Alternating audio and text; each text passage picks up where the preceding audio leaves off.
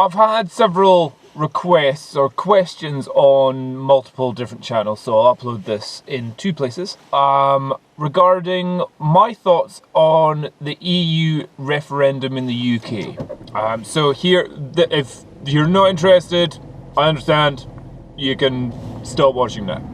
For those of you who are interested, and I don't know why, maybe it's because you think I'm an intellectual. Well, a genius is really the best way to describe myself.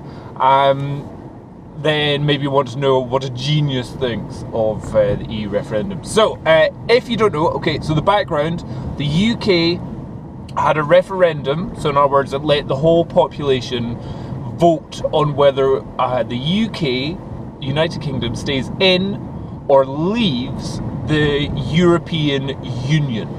So in other words, Europe has a kind of common meeting place called the EU Commission or whatever. I can't remember, but like all the countries that are in the European Union get special privileges with one another. They can transfer money within the countries quite easily. There is what's known as the free movement of labour. So in other words, if you're working, you can move. So British person can go to France, can go to Germany, can go to Italy without having to get a visa and all that stuff. It's easier for me to just get up from Scotland, move all the way to Poland or the bottom of Italy, set up a business, than it is to go for a holiday to America, because I don't need to set up visas, I don't need to set up anything. I could just like get on a plane, go to Italy, completely different country, completely different language, and I can set up a business. Not a problem. I can start working for someone or I can set up a business. So that's kind of cool. There's also like the financial markets have the financial passport, which means something where they can do trades within Europe, which is good for bankers, and so on and so forth. And so there's many good things about it. There's a lot of European citizens in the UK. I love usually when a country joins the EU, there's like an influx of people from a certain country going to other countries. So when Poland joined, oh my god, there's loads of Poles came to the UK, because Poland effectively its value, its currency value is very low. So a lot of Poles came over to the UK to get work, and they could they just come over here and start working. Didn't need a visa, didn't need a passport, but they needed a passport. Did they even need a passport? They might not have needed one. And then everyone's like, oh my god, the Poles are stealing all their jobs, and it's like, oh, they're all plumbers and joiners and helping build houses. Oh, they're so annoying. And then everyone's like, they're really good at their job and they're really good value. Right, still hate them. And so on and so forth. So that's the kind of thing. So the UK had a referendum, and the stay-in campaign was pretty much just saying, let's stay in. It's cool. Everything's fine. Yeah, the EU is a giant bureaucratic pain in the ass, but it gives us special privileges all throughout Europe. So let's just leave everything alone. Yeah, we may have to pay lots of money, but like, it's fine. It's not that big a deal. The Leave campaign were very much along the idea of, Britain sends £350 million every week to the EU. What do we get back from it? Regulation after regulation after regulation. And you're like, whoa, right, that's a lot of money. And some of the financial numbers that they were spouting were discredited. So some people are saying, actually, it's not 350 million, it's 180 million. But everyone's like, it's 180 million pounds every week we're sending to the EU. For what? What do we get back? Meanwhile, all the farmers up in the west coast of Scotland were going, oh, we get loads of subsidies. Oh, pretty much the road to my farm is now fully tarmacked thanks to EU subsidies. Everyone shut up about this, let's be cool. My dairy farm was fully subsidised by the EU. So in other words, the money goes into a giant pot, and then some of it gets chucked out and is sent to special cases within countries. and one of it is agriculture, so it goes to farmers over here. Anyway, so and the other point of the Leave campaign, their big point was immigration. Oh, there's so many immigrants coming to the UK. It totally sounds I'm sure this is what Hitler did during the World War II. He got everyone grumpy about immigration and blamed everything on the Jews going to Germany. Meanwhile, the UK is kind of like, oh, the UK is doing terrible and it's all because of immigration. And I'm just kind of going, is the UK doing terrible? I thought the UK is one of the most wealthiest countries in the whole entire world. And the immigration we've got is hard to really say that we're going to control immigration when currently we are an island and to get over here you need to cross the channel or come over by plane, and the UK government doesn't know how many people have illegally immigrated into the UK, how many illegal immigrants have sneaked through border control and are living here with maybe they've got some families here and they've sneaked through. The UK government are like, oh yeah, we've got like 10,000 have sneaked in, and then there was an actual like proper study on it. It was like, no, it's more like 60,000 people have like sneaked into the UK through border control, and nobody's noticed. They're like, oh yeah. So the UK government to try and say, or the parties try to say, oh, we'll cut down on immigration. Oh, immigration's terrible. I am partly kind of going, is immigration terrible? And also, can you control immigration? Or certainly illegal immigration. And also, the immigration coming from Europe to the UK are people is known as the free movement of labour. So people are coming over here to work. And at the same time, so many Brits are going over and working in Spain, working in Greece, working in other European countries. There's also massively so many intellectuals, like myself, work in universities over here, work in research and development. UK has one of the biggest pharmaceutical and science research things in the whole entire world. And like, there's pretty much I was listening to a radio program, and it was like, the University of Birmingham, Professor blah blah is a total Italian. The next one, this Polish mathematician that working at this university, blah blah blah blah. Oh, this one working for the optical array for science knowledge. Just super fucking brains are like in the UK working as lecturers, researchers, scientists. And you're just like, cool, thank God we've got them able to come into the country and boost the intelligence of the country. So my personal opinion on it was, I'm not really fussed about the vast amounts of money that's leaving the country, because it's just like, we'd probably have to spend that anyway if we weren't in the EU. Additionally, all the rules and regulations that the European Union impose on us, and I'm like, I haven't really noticed too many of them in my own life, so I have no point in my working adult life have I ever heard somebody complain to me, can't do that because of EU. Never heard of that. Not in my situation going on. Like, there was some advert going, oh, look at this pillow that you can buy. Look at the number of regulations for the pillow that you're sleeping on. It's like 15 regulations from the EU about how many feathers are allowed in it or something like that. I was like, nah, doesn't really bother me. So I'm just not really fussed by it. And the immigration part, I was like, no, don't think that. I think that's bullshit as well. So my personal opinion was stay. I've got to remember what it said. Was stay in the EU. It may be a pain in the ass, but let's just not rock the boat, because it's going fine.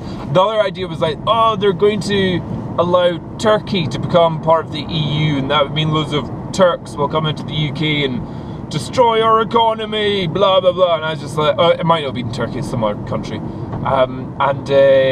And it's funny, it really is like the rich person that doesn't want to give any money. Like whenever Greece went bankrupt and it went to the EU to say, can we get a loan? Can we get some money because we've totally fucked ourselves? And the EU went, okay, here's €1 trillion. And they're like, cool, let's go spend this and shit. Britain has such a fucking mump about it.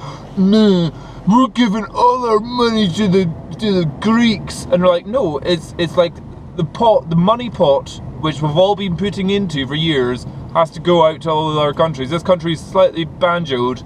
Let's have them enough money so they can get back up on their feet. We're not asking for more money straight away from each individual country. You've already been giving us loads of money. It's cool. But it just seemed like the UK was just like, oh, you're taking our money. Even though we're one of the richest countries in the EU, we mumped and moaned about it. Even though not a single working person in the UK, noticed a single extra penny coming out of their tax or their tax bill or their wage. Nobody's, it's like, there's an extra tax here for EU money going to Greece. Oh, I hate Greece. Never happened. But we just had a mump about it. So it does feel like, as a rich country, we're such tight bastards. So when other countries go bankrupt, it's a case of we've got to impose certain sanctions on them to say, how about you start taxing your population, and how about you actually impose some form of government regulation so you're not just spunking money on golden palaces for your leaders. Which I think that was the actual case. Like is it the Prime Minister or the President of Greece has a palace made of gold, or so, it's like most ridiculous palace in the world. It's got like 91 bedrooms, and he's like, it's not big enough, need more. They're like, we just gave you €1 trillion to sort yourselves out. Could you stop building rooms in your palace? So yeah, it's all kind of funny there. But so I thought, look, let's just stay in. Now, what's happened in the UK, the referendum narrowly voted out. And when I woke up in the morning and Kim told me we voted out, I was like, oh shit, no. I was like, oh, that's going to rock the boat so hard. What the heck is going to happen? And lo and behold, everything has gone to tits. So the worry is now, so because the population have voted out, the UK now needs to come out of the EU. And a lot of people say, oh, it's great, yeah, we're going to be part of the bigger financial market where we can trade with America and the rest of the world and China. And I'm sure we could have done that before. That's not really much of an issue. So they're trying to sugarcoat it just now. But what's happening is the Conservative Party is like, oh, the leader of that, or the Prime Minister of the UK is like, I'm standing down, I've screwed up. The leader of the opposition, the Labour Party, is like, oh, I've screwed up, I didn't get everyone to vote in. Oh, this is a nightmare. And like, he's getting kicked out of his place. Up in Scotland's going, we voted to stay in. And the rest of the UK voted to move out. We want independence, and we're going to vote for independence to leave the UK, but we want to join the EU, so we're going to do that. And they're just like, just shut up, SNP, this is a nightmare. So the SNP, the Scottish National Party, who runs Scotland, they are very much along the lines of, hey, we're going to go totally independent. And Scotland becoming independent from the UK would mean Scotland with a population of 5 million. There are literally cities around the world that have more people than the whole of Scotland. So we're a tiny country which we would stop doing, or we'd be independent from the UK. So our closest and most traded with business partner, England, would then be a foreign country to us. Oh, what a nightmare that would be. It just sounds wrong in so many ways. It's just going not very well. Additionally, now the other reason why I thought if we leave the EU it's going to be a bad idea, the EU are going to screw Britain as much as possible for leaving. So in other words, what's happened with Britain leaving the EU, lots of other countries who have a total huff about the EU are kind of going, hey, we want to leave the EU as well. And they're all going to be looking at Britain to see how Britain does if it leaves. So if Britain leaves the EU and does well, holy crap, other countries are in the EU who are like, oh, the EU are restricting us, are just kind of going, we're leaving as well. We are totally leaving, and the EU will just fall into pieces. That's not the right phrase. It'll break apart, fall apart. That's what I was going for. And it's going to be just political absolute turmoil for a good while, and turmoil can lead to good change in the end, but during the turmoil it's an absolute nightmare, and you lose so much stability within countries. So some countries can be very unstable, there's less everyone is insecure about everything that's going on. So people won't buy houses, people won't move countries, people won't start doing, a lot of people will quit their job in the UK to go do full-time education because they'll go, yeah, once I've got this degree I can go get a job after it. And now they'll kind of go, oh, I don't know what way the economy's going, maybe I should just stay in this little poor educated job that I've got just now. So it's stuff. So yeah, the EU will want to screw Britain over as much as possible, so that Britain does badly when it leaves, so that any other country that's thinking of leaving the EU will be going, oh, Britain sucked. Let's stay part of the EU. Let's keep us together. But at the same time, the EU may not want to screw Britain over too much, because it might put off other countries joining the EU, kind of going, hey, you guys really fucked one of your own. Maybe we don't want to join you, because in case we do want to leave, you're going to destroy us. So there's a little bit of a balancing act, but I suspect at the moment it really is going to be the EU is just going to go, oh, Britain, you want to leave? Okay, that's £2 trillion, please, and you're not allowed to trade with anybody in the EU. And if you do, you're going to be fined and arrested. And Britain's going to go, oh crap, we can only trade with America and China now. Okay, and America's like, sorry guys, like if you want to trade with us, you need to pay all these extra taxes. And China's just like, we don't buy anything from you apart from whiskey. So tough luck. It just seems like we're gonna have a really, really rough time politically, financially, and just economic instability for quite a good while. That it may end up being a great, we may end up doing really well in the end, but we could have about 15 years of an absolute mess, and that's 15 years that I don't really like.